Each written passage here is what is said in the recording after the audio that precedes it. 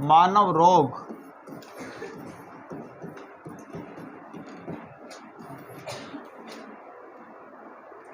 तो जो मानव रोग है, इन रोग के बारे में हम पढ़ेंगे। अब रोग क्या होता है कि हमारे शरीर का एक सिस्टम है। अभी हमने शरीर के बहुत सारे सिस्टम्स के बारे में पढ़ा है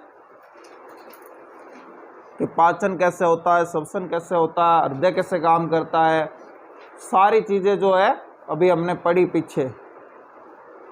तो शरीर का अगर ये सिस्टम सही ढंग से काम करता है, जो नेचुरल प्राकृतिक रूप से जो शरीर का जो सिस्टम है वो प्राकृतिक रूप से सही ढंग से काम करता है, बिल्कुल नेचुरल काम करता है, जिस अंग का जो काम है उसको वो काम करना चाहिए। शरीर का टेम्परेचर 37 डिग्री है, वो 37 डिग्री ही है। यानी कि शरीर के जो भी एक कैरेक्टर हैं, लक्षण हैं कि WBC नॉर्मल इतनी है, वो उतनी रहनी चाहिए, RBC उतनी है, हीमोग्लोबिन इतना है, शरीर के जितनी भी चीज़ें स्ट्रक्चर है वो सब नॉर्मल लेवल में है, जब तो वो व्यक्ति कहलाता है स्वस्थ। यानी नेचुरल जो चल रहा है काम, तो इसको कहते हैं कि भाई ये स्वस्थ है। और अगर इस शरीर के सिस्टम में, तंत्र में, कार्यों में कोई भी गड़बड़ आ गई, किसी भी तरीके की, छोटी हो या बड़ी हो, तो फिर इसको क्या कहेंगे कि शरीर क्या हो गया, रोगग्रस्त हो गया, बीमार हो गया। और ये जो बीमारी है ये किसी न किसी वजह से होती है। शरीर का कोई सिस्टम काम करना बंद कर देता है। अब ये बीमारियां दो प्रकार की होती है। सबसे पहली होती है जन्मजात, कि कोई जन्म से ही बीमार हो। इस जन्मजात के अंदर आनुवंशिक रोग आते हैं। प्रमुख तौर पे आनुवंशिक रोग आते हैं, जिसके बारे में हम आगे डिस्कस करेंगे। और एक मैंने आपको बताया था कि जैसे हीमोफीलिया है, ये आनुवंशिक बीमारी है, यानी माता पिता से संतान के अंदर होती है और सिर्फ पुरुषों में होती है, महिलाओं में नहीं होती है। महिलाएं सिर्फ इसके वाहक का कार्य करती है। अब जो है यहां पर तो ये जन्मजात रोग है। दूसरा जन्मजात रोग उसको भी कहते हैं कि कुछ बच्चों के कुछ अंग गायब होते हैं, किसी के टांग नहीं होती, हाथ नहीं होता, या आमतौर पे ये इसी आनुवंशिकता की वजह से ही हालांकि ये चीज़ होती है कि मैंने कल आपको बताया था कि विदलन होता है, भ्रूण जो होता है उसमें क्या होता है, विदलन होता है, उसमें बहुत सारी खांचें बनती है, जैसे सीताफल होता है उस तरीके से। उन खांचों में कोई समस्या आ जाती है, उस वजह से कोई पर्टिकुलर अंग गायब हो जाता है। और आम तौर पे जो होठ वगैरह है, किसी किसी के होठ से बीच में से कटे हुए से होते हैं, तो ये बीमारी भी जन्मजात है। तो जन्मजात एक सिंपल सी बात है कि इसमें आनुवंशिक रोग है, जो हम आगे पढ़ लेंगे अभी। और इसके अलावा आप देख लेंगे कोई जन्म से कोई भी विकृति आ जाए, वो किसी भी प्रकार की हो, वो जो चीज़ है वो जन्मजात रोग कहलाती है। और दूसरे जो रोग होते हैं वो होते हैं उपार्जित।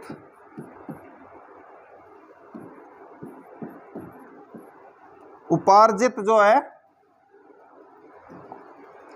उपार्जित का मतलब क्या होता है कि जिसको प्राप्त करना, यानी कि कोई लक्षण जो है वो लक्षण ग्रहण किए, यानी कि समझ लें जन्म के बाद में कोई बीमारी हो गई है। जन्म के बाद आपको कोई भी बीमारी हो सकती है। जन्मे उस समय तो स्वस्थ था बच्चा, अब जन्मने के बाद में उसको कोई बीमारी हो गई, तो ये जो बीमारी है, ये जो रोग है, ये क्या कहलाता है, उपार्जित रोग कहलाता है। अब उपार्जित रोग जो है वो दो प्रकार के होते हैं। पहला है संक्रामक रोग,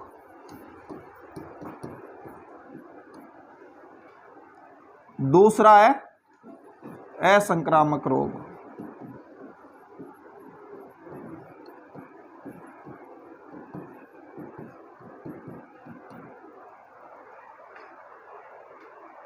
जो संक्रामक रोग होते हैं, वो संक्रामक रोग क्या होते हैं?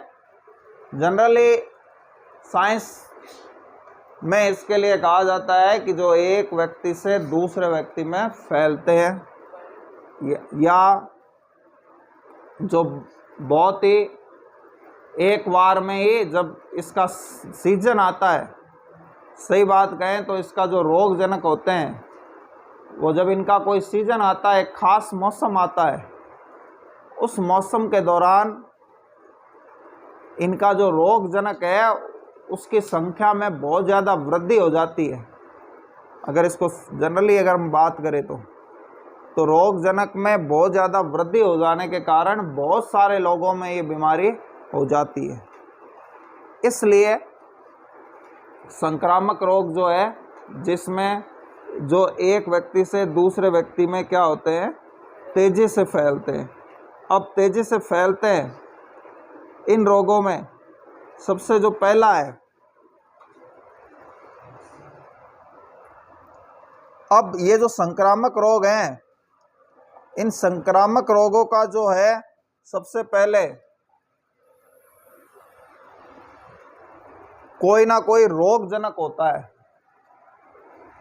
और जनरली जो रोगजनक होते हैं वो रोगजनक कौन होते हैं? सूक्ष्म जीव होते हैं, माइक्रो ऑर्गेनिज्म कहते हैं इसको। सूक्ष्म जीव को माइक्रो ऑर्गेनिज्म कहते हैं, जो बहुत ही छोटे छोटे जीव होते हैं, और ये किसी भी बीमारी को फैलने का जो है ये कारण बनते हैं। अब ये जो बीमारी है ये फैलने का जो कारण बनते हैं, अब यहाँ पर सबसे पहले इसके अंदर बीमारी को फैलने का सबसे बड़ा जो रीजन होता है सूक्ष्म जीवों में, वो होता है वायरस।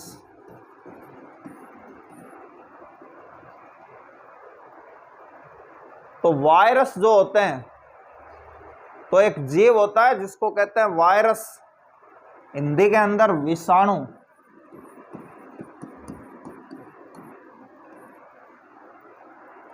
ये वायरस की वजह से जो रोग फैलते हैं उसको वायरस जनित रोग कहते हैं।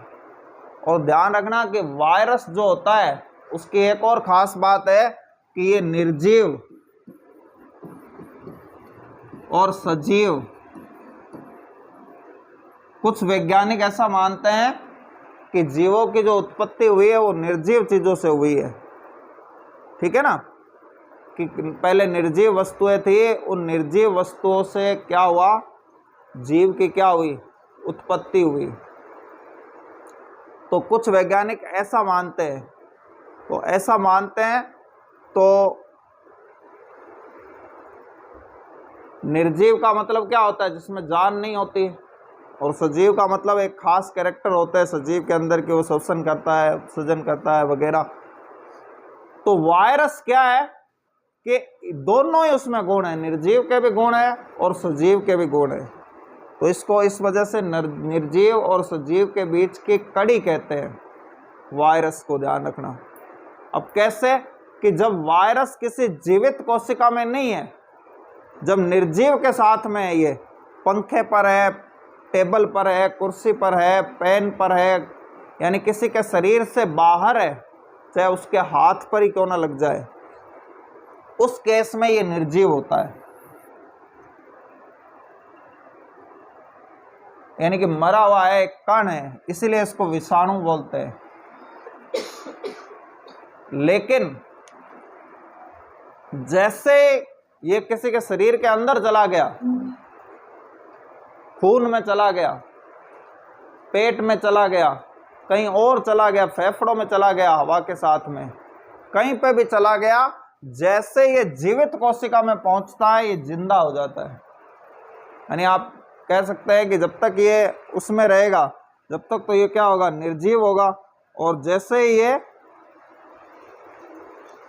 जीवित कोशिका में पहुंचेगा वैसे ही क्या हो जाएगा, सजीव हो जाएगा। ये वायरस की खास बात है। बाकी तो इनमें कुछ नहीं है कि आपको सबसे पहले वायरस जनित रोग, उसके हम नाम हमें याद रखने हैं कि हाँ भाई ये वायरस जनित रोग है। जैसे अभी कोरोना फैला था तो ये वायरस जनित रोग था, क्योंकि कोरोना वायरस जो है वो वायरस था, विषाणु था। इसी तरह से और कौन कौन से वायरस, पोलियो जो है वो भी क्या है, वायरस जनित रोग है, ठीक है ना। तो इसी तरह एड्स जो है वो भी क्या है, वायरस जनित रोग है। तो ये वायरस जो है एक व्यक्ति से दूसरे व्यक्ति में पहुंच जाता है, या एक खास, अब ध्यान रखना, जैसे जिसको वायरल बुखार कहते हैं, वायरल से मतलब भी यहाँ यही है कि जो वायरस की वजह से जो फैला हुआ बुखार है। बुखार के कई रीजन हो सकते हैं, शरीर के कुछ ऐसी क्रियाएं होती है उसकी वजह से भी बुखार हो जाता है। मान लो आपके किसी हिस्से में शरीर के दर्द है, घाव है, उसमें दर्द है, तो उसमें भी क्या हो जाता है, उसमें भी बुखार हो जाता है। लेकिन वो एक शरीर के सिस्टमेटिक, शरीर के कोई काम है, उस काम करने की वजह से या कोई दूसरी वजह से वो बुखार होता है। और एक होता है कि वायरस से जो फैलता है, ठीक है ना। तो बुखार से मतलब बस यही है कि शरीर का टेम्परेचर ज़्यादा हो जाना, तो उसके रीजन कई हो सकते हैं टेम्परेचर ज़्यादा होने के। तो एक होता है वायरस, ठीक है। वायरस के अलावा अब ये ध्यान रखना है हमें कि ये सब चीज़ें अलग अलग होती है। बस मेन बात ये है, पहले हम इनके छोटे छोटे जो फैलाने वाले हैं इनके बारे में थोड़ी सी बात कर लेते हैं। दूसरे होते हैं जीवाणु। जीवाणु जिसको इंग्लिश में कहते हैं बैक्टीरिया। अब ये ध्यान रखना है कि विषाणु या वायरस अलग चीज़ है, बैक्टीरिया अलग चीज़ है। जीवाणु है, ये भी सूक्ष्म जीवी होते हैं, ठीक है। अब इनके कुछ विशेषताएं होती है, उस विशेषताओं के अकॉर्डिंग इनको अलग अलग कैटेगरीज में बांटा गया है। लेकिन वो विशेषताएं एक बड़े लेवल की बात है, इतनी ज़्यादा हमें पढ़ने की ज़रूरत नहीं है। तो बैक्टीरिया जो होते हैं, जीवाणु जो होते हैं, अब जीवाणु से फैलने वाले जो रोग हैं, जिसमें कोलेरा जो हैजा होता है,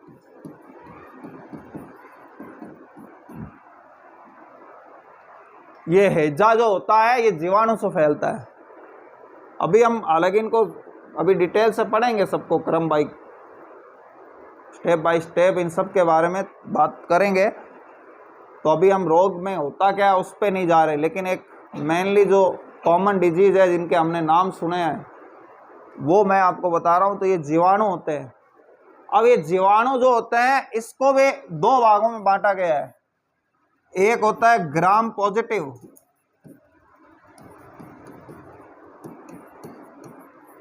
और एक होता है ग्राम नेगेटिव।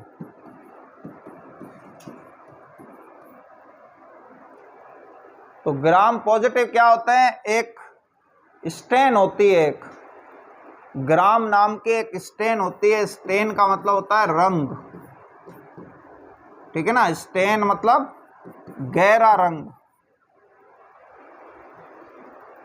तो ये जो स्टेन होती है, आपने देखा होगा कि ये जो कलर करते हैं, तो कलर करते हैं तो आजकल हर कलर जो है उनकी जो बाल्टियां हैं वो बड़ी बाल्टी में वो सफ़ेद आते हैं सिर्फ। पहले तो क्या होता था कि उसके पैकेट मिलते थे रंग के तरह ही, कि उसको पानी में घोल के और उसको यूज करते थे। आजकल जो नॉर्मल है वो लिक्विड में जो कलर आते हैं, वो लिक्विड वाले कलर सब के सब सफ़ेद होते हैं और उनकी स्टेन मिलती है। तो वो स्टेन जो है उससे ये है कि भाई जिसको रंग जैसा चाहिए, लाइटर डार्क जैसा भी, वो वैसा रंग बना लेता है। मतलब जो पेंटर होता है, रंग करने वाला होता है। तो स्टेन से मतलब, तो ध्यान रखना, इस स्टेन से जो रंग जाते हैं उनको कहते हैं ग्राम पॉजिटिव। इनको जब देखा जाता है माइक्रोस्कोप में, तो माइक्रोस्कोप में देखने के लिए क्या किया जाता है, इनको रंगा जाता है, रंग किया जाता है इनके ऊपर। इनकी जो स्लाइड बनाई जाती है उस स्लाइड पे ये स्टेन डाली जाती है। तो उस स्टेन से क्या होते हैं, बैक्टीरिया क्या करते हैं, उस रंग को ग्रहण कर लेते हैं। तो जो उस रंग को ग्रहण कर लेते हैं वो क्या होते हैं, ग्राम पॉजिटिव। जो नहीं करते, जो उस रंग से नहीं रंगते हैं, उसको क्या कहते हैं? Gram negative. और इसी आधार पे दवाई भी होती है। आपको पता है कि सबसे ज्यादा अभी जो चलने वाली जो दवाई है वो है एंटीबायोटिक। ये जो एंटीबायोटिक जो है,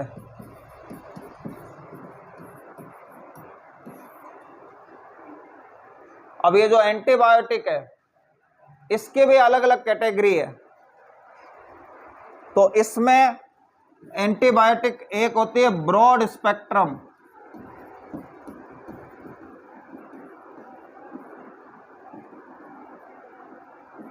प्रतिजैविक। ब्रॉड स्पेक्ट्रम क्या होती है? ब्रॉड का क्या मतलब होता है? वर्ड मीनिंग क्या होता है ब्रॉड का? BROAD, ब्रॉड का क्या मतलब होता है?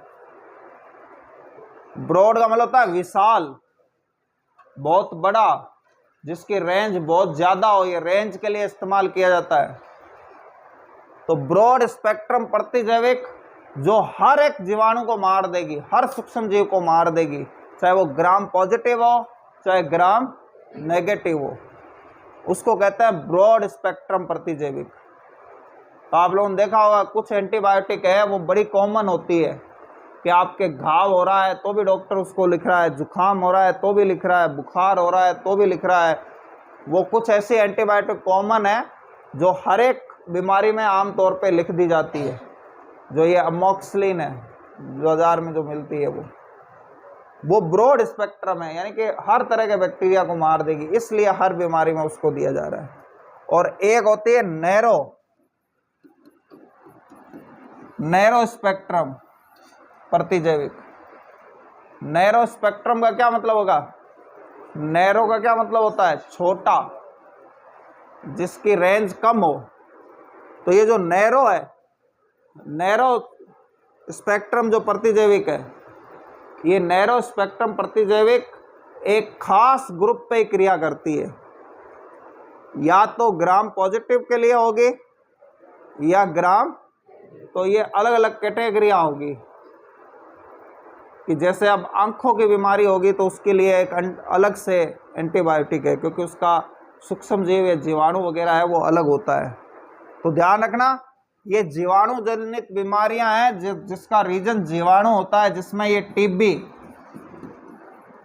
जिसको ट्यूबरक्लोसिस कहते हैं, फुल फॉर्म ट्यूबरक्लोसिस होता है। और ध्यान रखना, किसी जमाने में ये हैजा और टीबी भी बहुत बड़ी जानलेवा बीमारियां थी, जैसे आज कैंसर है। और कैंसर से तो फिर भी टाइम लगता है मरने में, लेकिन ये हैजा वगैरह जब हो जाते थे ना, मोस्टली हैजा, तो हैजा जो होता था तो फिर बड़े ये लार्ज स्तर पे फैलते थे और एक एक घर में कई कई की मौत हो जाती थी इस हैजे की वजह से, जो उल्टी दस्त लगते हैं उस उल्टी दस्त। और आज भी अगर सही ढंग से उसका ट्रीटमेंट नहीं किया जाए तो हैजे से मौत होने के चांसेस बहुत ज़्यादा रहते हैं। उसका कारण है कि शरीर का लिक्विड जो है, जो शरीर के पोषक तत्व है, वो लगातार उल्टी और दस्त के माध्यम से शरीर के बाहर निकलते रहते हैं, ठीक है ना, जिससे कि मृत्यु होने की संभावना रहती है। और यही टीबी में भी होता कि पहले एक बार किसी को टीबी हो जाती तो 2 साल तक लगातार वो दवाई खाता तो फिर उसका जो है ट्रीटमेंट होता। और दूसरा इसमें यह भी था कि भाई उस समय ये कोई फ्री वगैरह दवाइयाँ नहीं होती थी इतनी, तो दवाइयाँ महंगी भी होती थी और बड़े ही दवाइयाँ उसके साइड इफ़ेक्ट होते थे उसके, कि टीबी की जो दवाई है उसको कोई लेता है, अब भी शायद ऐसा ही है कि उसका पेशाब है वो लाल और बहुत ही पीला रंग में, अगर लाल रंग मिल जाए तो वो जिस तरह से हो जाता है, जो कलर कॉम्बिनेशन हो जाता है गहरा पीला सा, वैसे पेशाब आता है, बड़ी तकलीफ दह बात होती है। पहले किसी को टीबी हो जाती थी तो उसको फिर एक घर के अलग कमरे में ही बंद कर दिया जाता था, क्योंकि ये उस समय भयंकर संक्रामक रोग माना जाता था। और 2 साल तक समझ लो कोई उससे मिलता जुलता नहीं था। उसके कपड़े वपड़े वगैरह भी बहुत यूँ, क्योंकि तो ये ध्यान रखना, तो ये टीबी और हैजा भी किसी ज़माने में बहुत ही ज़्यादा मतलब जानलेवा रोग और तकलीफ़ दे, वैसे भी तकलीफ़ देते हैं और सामाजिक तौर पे भी तकलीफ़ होती, और इतने लंबे टाइम तक वो दवाई ले भी नहीं पाता और उसकी मृत्यु भी हो जाती मतलब। और हैजा है उससे तो तुरंत मृत्यु हो जाती। इसी तरीके से जो एक रोग और होता था जो कुष्ठ रोग है, इसको कोढ़ भी कहते हैं आम भाषा में। शरीर पे घाव हो जाते हैं सारे शरीर के ऊपर। तो ये कुष्ठ रोग भी जीवाणु जनित रोग है। ठीक है, ये प्रमुख जो ज़्यादा जो बीमारियां जो हमारे आसपास है उसके बारे में हम बात कर रहे हैं। इसके अलावा आगे जो अगली कैटेगरी है उसमें एक कैटेगरी होती है प्रोटोजोआ। ये प्रोटोजोआ भी एक सूक्ष्म जीव का टाइप है, जैसे वायरस है, जीवाणु है, उसी तरह प्रोटोजोन भी है। ये प्रोटोजोन भी क्या करते हैं, बीमारी के वाहक है सूक्ष्म जीव। इसका एग्जाम्पल है, पहले भी मैंने बता दिया, मलेरिया। मलेरिया जो है वो प्रोटोजोन के द्वारा फैलने वाली बीमारी है। इसके अलावा एक और होती है अमीबियासिस।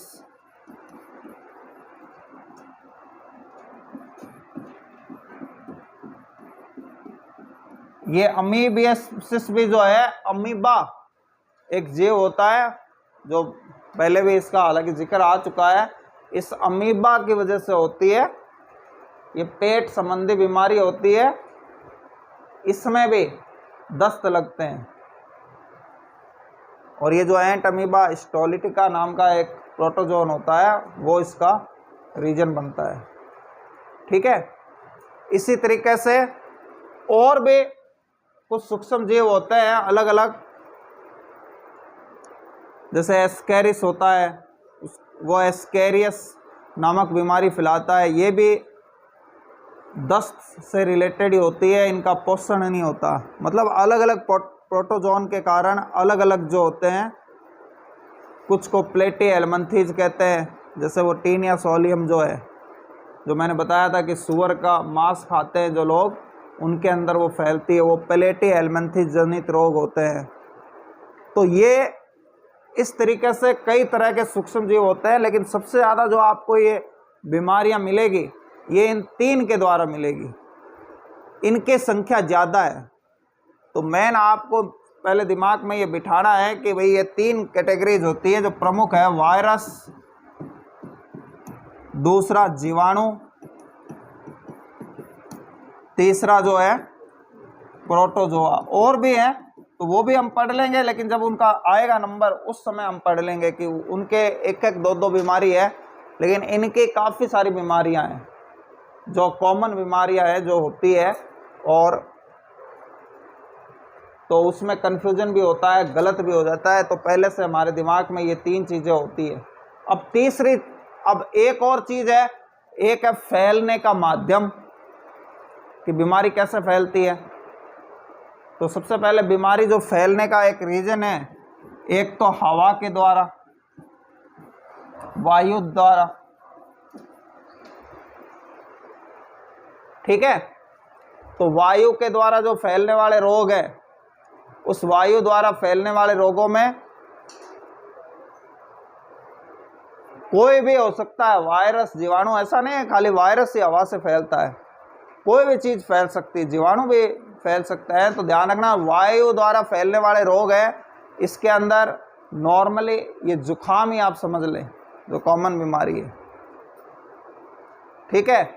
ये जो टीबी है ये भी हवा के द्वारा फैलता है, क्योंकि वैसे तो टीबी शरीर के किसी भी हिस्से में हो सकती है, लेकिन सबसे ज़्यादा जो 99% जो टीबी होती है वो फेफड़ों के अंदर होती है, लंग्स की होती है टीबी। तो लंग्स की टीबी होती है तो उसके कफ बहुत ज़्यादा बनता है, खांसी आती है बहुत ज़्यादा उसको, और खांसी के साथ साथ कफ आता है, और वो कफ जो होता है उस कफ में थोड़े से कफ के अंदर लाखों की संख्या में टीबी के जीवाणु होते हैं उसके अंदर। तो अब वो जब थूक देते हैं हर किसी जगह पर, तो वो जीवाणु हवा के माध्यम से उड़ते हुए किसी और में भी जा सकते हैं, ठीक है ना। हालांकि ये जीवाणु जो टीबी वाला है ये ज़्यादा गर्मी सहन नहीं कर पाता है, तो इस दौरान जो होता है हॉस्पिटलों में भी वो डॉक्टर उनको ये सलाह देता है कि वो ज़्यादा से ज़्यादा थूके, मतलब इस मौसम में जो मई जून का हमारे यहाँ है, ये जुलाई में भी, तो जिससे वो बाहर वायरस आ जाते हैं और वो इस टेम्परेचर में ज़्यादा सर्वाइव नहीं कर पाते और तुरंत ही क्या हो जाते हैं, मर जाते हैं। तो ट्रीटमेंट थोड़ा जल्दी होता है मतलब यहाँ पे। अब उसके बाद में दूसरे हैं जल के द्वारा, जो दूषित पानी पीने से फैलते हैं, जिसके अंदर हैजा है या पेट संबंधी कोई दूसरी भी बीमारियां हैं, मोस्टली हैजा है, वो जल के द्वारा, अगर आपने दूषित जल पी लिया तो उस दूषित जल के द्वारा फैलता है। अब इसका कारण क्या है? इसका कारण सिंपल सा है कि अब जिसको हैजा होता है उसको दस्त लगते हैं, और जो दस्त लगते हैं तो गांव वगैरह में जो लोग हैं, दस्त जब लगते हैं तो वो इस गंदगी को नहरों में बहा देते हैं, और नहर का जो पानी आ रहा है, अगर उस पानी को वैसे तो रिफाइन किया जाता है, ठीक है, और रिफाइन करते हुए फिर क्या है कि हमारे तक पहुंचता है। लेकिन मान लो किसी ने बीच में ही पानी भर लिया, जैसे अब गंगानगर से आ रही है नहर, गंगानगर से भी नहीं बल्कि पंजाब से, वो हुसैनी वाला है, वहाँ से ये गंग नहर जो है, और फिर आगे जाके इंदिरा गांधी नहर, तो ये आ रही है। तो ये जो नहर है, अब बीच में से किसी ने पानी भर लिया अगर नहर में से, तो उस केस में अगर वहाँ वो हैजा के जीवाणु हुए, पानी को उबाला नहीं गया और किसी ने पी लिया, तो फिर उसको भी होने के चांसेज रहते हैं, ठीक है। तो इस तरीके से मोस्टली, इसी तरीके से भोजन के द्वारा भी फैल सकते हैं। कुछ रोग ऐसे होते हैं जो भोजन के द्वारा भी फैलते हैं। भोजन के द्वारा कैसे फैलते हैं कि जैसे अब मक्खियाँ हैं, कोई भी गंदगी है, ये हैजा और ये टीबी भी फैल सकते हैं भोजन के द्वारा। कि मक्खी जो है, मान लो टीबी का कोई रोगी है, उसने उस पर थूका और वो मक्खी उस थूक पे जाके बैठी, तो मक्खी के पैरों पे और पंखों पे इसके वायरस या जीवाणु जो भी है या प्रोटोजोआ जो भी है वो लग जाते हैं। फिर वही मक्खी जब खाने पे बैठती है, तो आपको पता होगा मक्खी की एक आदत होती है कि जब वो बैठती है तो वो अपने पैर पंख वगैरह झटकाती है, तो वो झटकाती है तो वो उससे वो वायरस वगैरह है वो खाने के ऊपर छोड़ देती है। तो इस तरीके से भी, और दस्त वगैरह पे भी अगर वो मक्खी बैठ गई और फिर खाने पे बैठ गई तो इससे भी ये फैल सकता है। तो भोजन के द्वारा भी होता है। और इसी तरीके से कुछ बीमारियां जो होती है वो यौन संबंध जो होते हैं, जिनको एसटीडी कहते हैं, सेक्सुअली ट्रांसमिटेड डिजीज, तो यौन संबंधों के द्वारा भी फैलती है। तो ये फैलने के हिसाब से भी आपको याद रखना पड़ेगा कि हाँ, ये बीमारी जल से फैलती है, ये हवा से फैलती है, ये जो है भोजन से फैलती है, और ये एसटीडी है, यानी कि सेक्सुअल ट्रांसमिटेड डिजीज है, उनके नाम, उनके रीजन। तो दो तरह से, दो कैटेगरी में हम इनके वर्गीकरण जो है वो पढ़ेंगे, मतलब ठीक है ना। तो ये आज ये बीमारियों का इंट्रोडक्शन है। अच्छा, कुछ ऐसी बीमारियां भी होती है जो असंक्रामक होती है। इस असंक्रामक बीमारी का रीजन क्या होता है? कोई जीवाणु नहीं होता, ये सूक्ष्म जीव नहीं होते। अब शरीर के सिस्टम में कोई गड़बड़ हो जाए, जैसे मैंने बताया था कि हृदय में कोलेस्ट्रॉल जमा हो जाए तो उसको हार्ट अटैक की बीमारी हो जाती है, हृदयघात की प्रॉब्लम हो जाती है, हृदय संबंधी रोग हो जाता है। तो अब ये किसी जीवाणु विषाणु वगैरह ने नहीं, हाँ ये बात अलग है कि उनके कोई कैरेक्टर होते हैं, उसकी वजह से ऐसा हो सकता है कि उस शरीर के, लेकिन फिर भी ये अगर किसी एक को हृदयघात है, कोई हृदय रोगी है और वो आपके पास बैठेगा, तो आपके पास बैठेगा तो ऐसा नहीं है कि आपको भी हृदय रोग हो जाएगा। उसी तरह कैंसर है, कैंसर भी असंक्रामक रोग है, शरीर के सिस्टम में गड़बड़ हो जाती है। हम जब इसके बारे में डिटेल पढ़ेंगे तो उस समय, उसी तरीके से डायबिटीज है, डायबिटीज में क्या हो गया? इंसुलिन हार्मोन बनना बंद हो गया, किसी की आंखें कमजोर हो गई। आंखों के रोग हालांकि सूक्ष्म जीवों की वजह से भी हो सकते हैं, लेकिन एक किसी वजह से कमजोर हो गई, ये संक्रामक रोग नहीं है कि आप उसके पास बैठेंगे तो आपकी आंखें कमजोर नहीं होगी।